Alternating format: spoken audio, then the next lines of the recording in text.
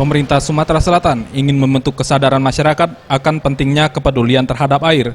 Untuk meningkatkan kesadaran tersebut, Pemprov Sumsel menggelar rapat koordinasi Gerakan Nasional Kemitraan Penyelamat Air, pengelolaan wilayah Sungai Musi, Sugihan, Banyu Asin, dan Lemau. Asisten Bidang Ekonomi, Keuangan, dan Pembangunan Sekretariat Daerah Sumsel, Yohanes Hasiolan Toruan, usai rapat koordinasi ini berharap seluruh SKPD dapat memberikan sumbangsi dan tenaganya untuk bisa bekerja sama mengatasi bencana kerugian kehilangan sumber daya air dengan memanfaatkan dan mengoptimalkan pemanfaatan air sebaik-baiknya. Musi yang mempengaruhi Bengkulu, Lampung, Jambi, dan Sumatera Selatan pada saat itu. Tidak ada anggaran pertemuan itu, Pak. Dari mana? Urunan. Urunan mana? 4 kepala badan kumpulkan duit. Saya minta, mau mereka. Yes, iya Pak, iya Pak, iya Pak.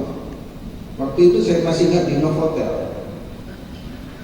Ingin saya tekankan itu kenapa? Karena sudah terkenal kalau Dinas PU Pengairan dengan Dinas Kehutanan ini senyum tapi dalam hati berutuh.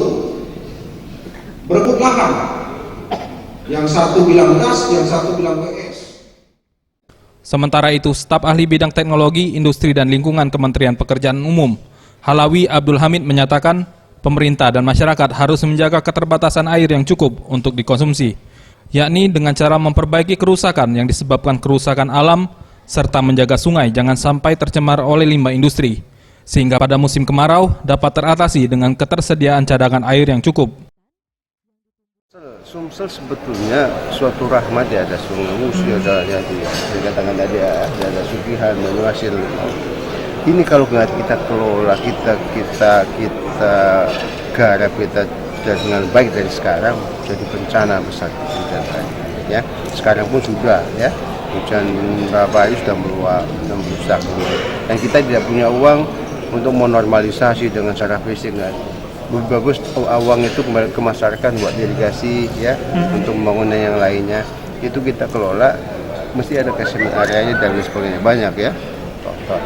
Secara umum Sumatera Selatan masih cukup terkendali. Jika kepedulian pemerintah dan masyarakat terhadap sumber daya air tidak dilakukan, maka akan menyebabkan kerugian seperti kekeringan dan krisis air bersih di Sumsel. Seption Rizky, Sriwijaya TV.